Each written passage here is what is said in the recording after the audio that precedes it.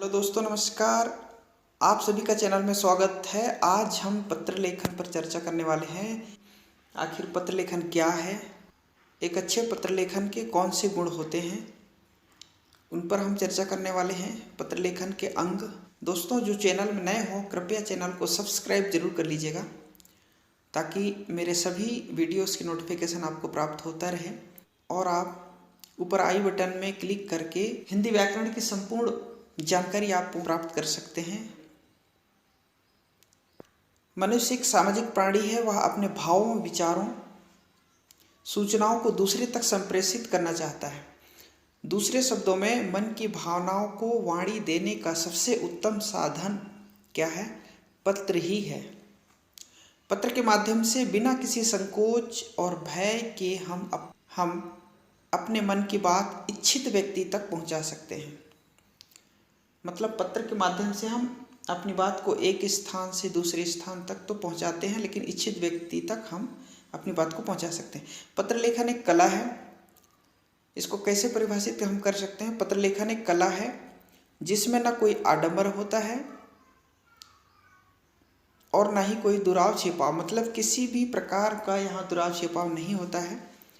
हम निसंकोच भाव से अपने मनोभावों को दूसरे तक प्रकट कर देते हैं। शॉर्ट में समझते हैं आदर्श पत्र के गुण। एक अच्छे पत्र लिखते समय हमको किन किन बातों को सम्मिलित करना चाहिए, किन किन बातों का समावेश हमको करना चाहिए। पत्र बातचीत की शैली में लिखा जाना चाहिए। ऐसा प्रतीत हो कि हम लेखक से क्या कर रहे हैं, बात कर रहे हैं। मतलब आपकी जो पत्र की शैली है वो बिल्कुल सरल स्पष्ट होनी चाहिए। पत्र निष्कपट भाव से लिखना चाहिए। उसमें किसी भी प्रकार का दुराव छिपाव नहीं हो, उसमें किसी भी प्रकार का आडंबर नहीं होना चाहिए। पत्र में शिष्टाचार का प्रयोग होना चाहिए ताकि आपके पत्र को सामने वाला पढ़ करके उसका अंतर्मन आपसे प्रभावित होना चाहिए। जैसे बड़ों को प्रणाम, छोटों को प्यार। पत्र की भाषा स्वाभाविक, शिष्ट और सरल होनी चाहिए। पत्र में अशिष्ट भाषा का प्रयोग नहीं करना चाहिए। इस बात का हमको ध्यान रखना है। पत्र में पता, संबोधन, अभिवादन, समाप्ति स्पष्ट होना चाहिए और लिखावट सुंदर व स्पष्ट होनी चाहिए। तो ये 5 बातों को आपको ध्यान में रखना है।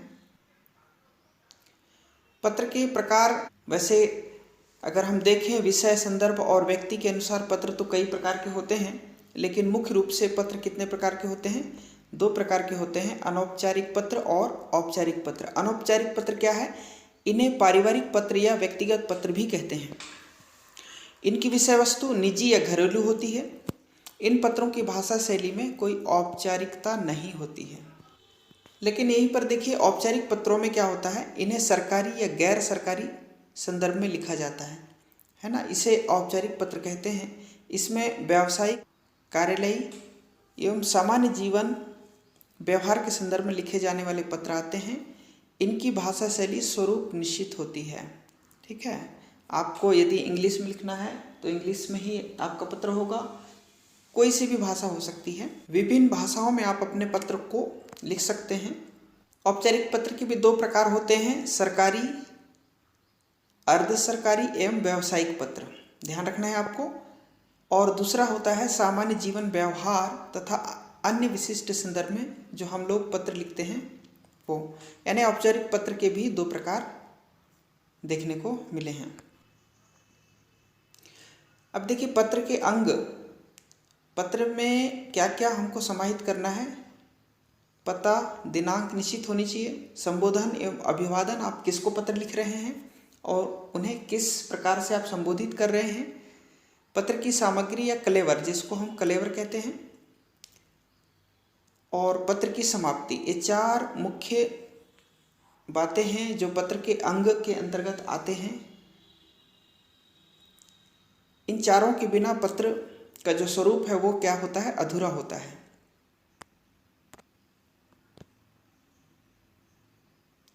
देख लेते हैं पता एवं दिनांक।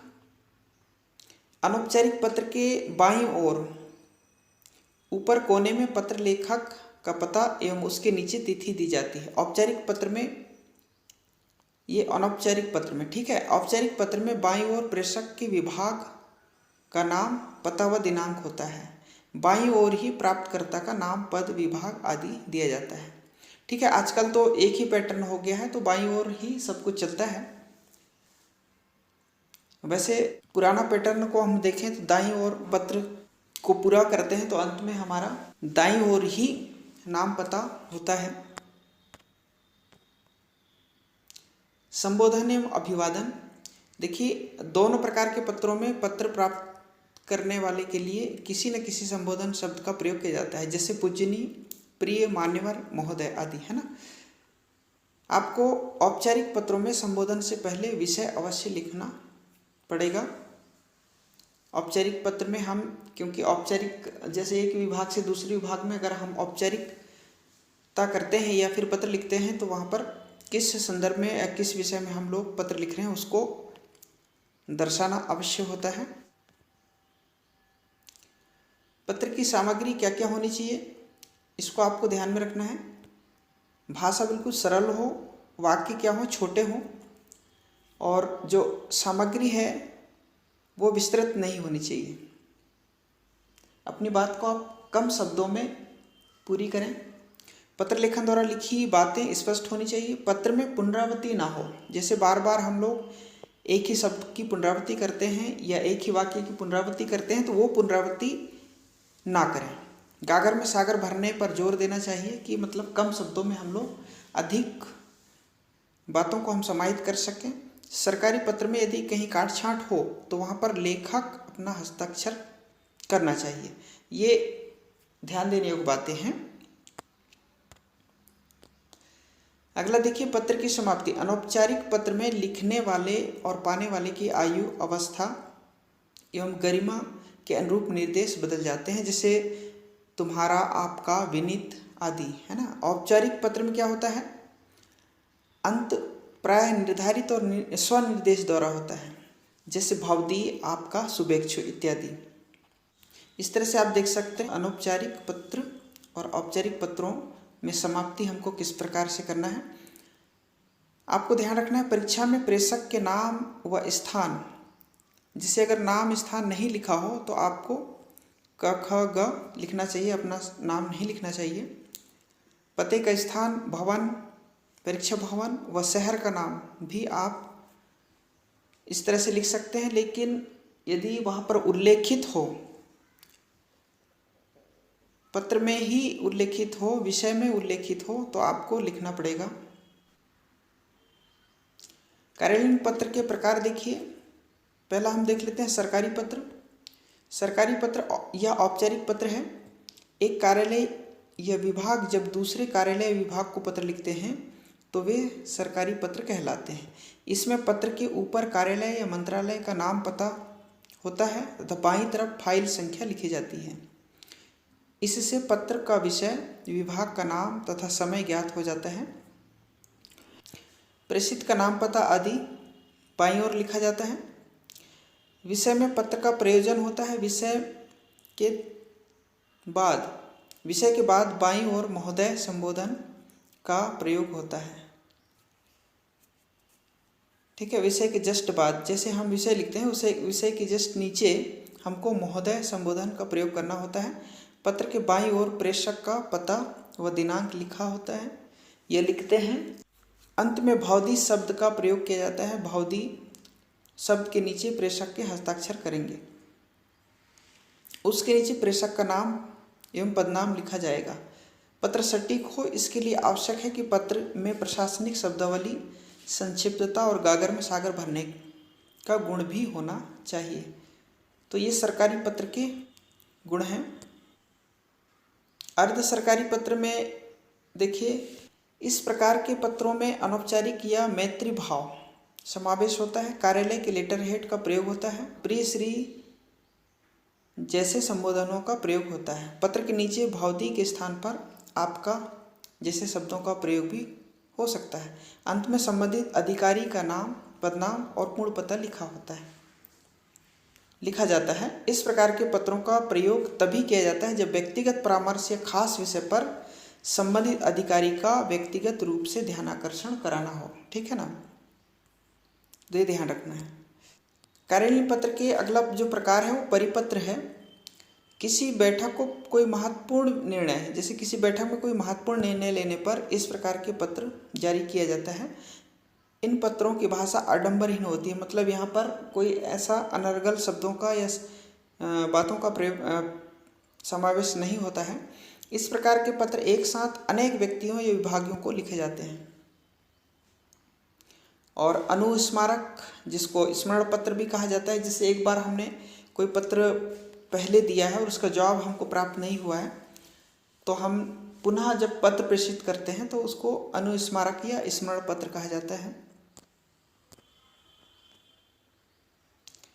इसी तरह कार्यालयीन आदेश, जैसे कि इसका प्रयोग आंतरिक प्रशासन के संदर्भ में होता है। इसमें कर्मचारियों का स्थानांतरण, अनुशासनात्मक कार्यवाही, कार्य के प्रति विवरण आदि की सूचना होती है। इस प्रकार के पत्र में संबोधन, आभार नहीं होता। भाषा सरल व औपचारिक होती है। पत्र में पत्र संख्या, कार्यालय का नाम, पता, तिथि आदि का वर्णन होता है। अंत में प्रेषक अधिकारी के हस्ताक्षर तथा पद का नाम लिखा जाता है। इसकी प्रतिलिपि संबंधित व्यक्तियों व अनुभागों को भेजी जाती है। कार्यालयीन आदेश किसी भी कार्यालय द्वारा ये प्रेषित किया जाता है अपने संबंधित कर्मचारियों को, अधिकारियों को, ठीक है ना। इस प्रकार के पत्रों में किसी भी प्रकार का संबोधन नहीं होता है ना। अंत में प्रेषक के हस्ताक्षर व उसका नाम लिखा जाता है। इन पत्रों के द्वारा एक से दूसरे कार्यालय के बीच सूचनाओं का आदान प्रदान होता है, ध्यान रखना है आपको। और टिप्पण क्या है, देखिए, किसी भी विचाराधीन पत्र अथवा प्रकरण को निपटाने के लिए उस पर जो राय, मंतव्य अथवा आदेश दिया जाता है वह क्या कहलाता है, टिप्पण कहलाता है, जिसका उद्देश्य मामलों को नियमानुसार निपटाना होता है, ठीक है ना। इसे लिखने से पूर्व सहायक का संबंधित विषय को समझना आवश्यक है, अन्यथा उस पर उच्च अधिकारी को निर्णय लेने में परेशानी होगी, है ना। ये हमेशा अन्य पुरुष में तथा पूर्ण व स्पष्ट लिखा जाता है। ये संक्षिप्त, विषय संगत और क्रमबद्ध होना चाहिए। तो ये कार्यालयीन पत्र के 7 प्रकार हो गए, क्योंकि कक्षा 12वीं में यह पाठ्यक्रम में सम्मिलित भी है। थैंक यू, आप सभी को धन्यवाद। और अगले भाग में हम लोग पत्र लेखन किस प्रकार से करें उस पर हम चर्चा करने वाले होंगे।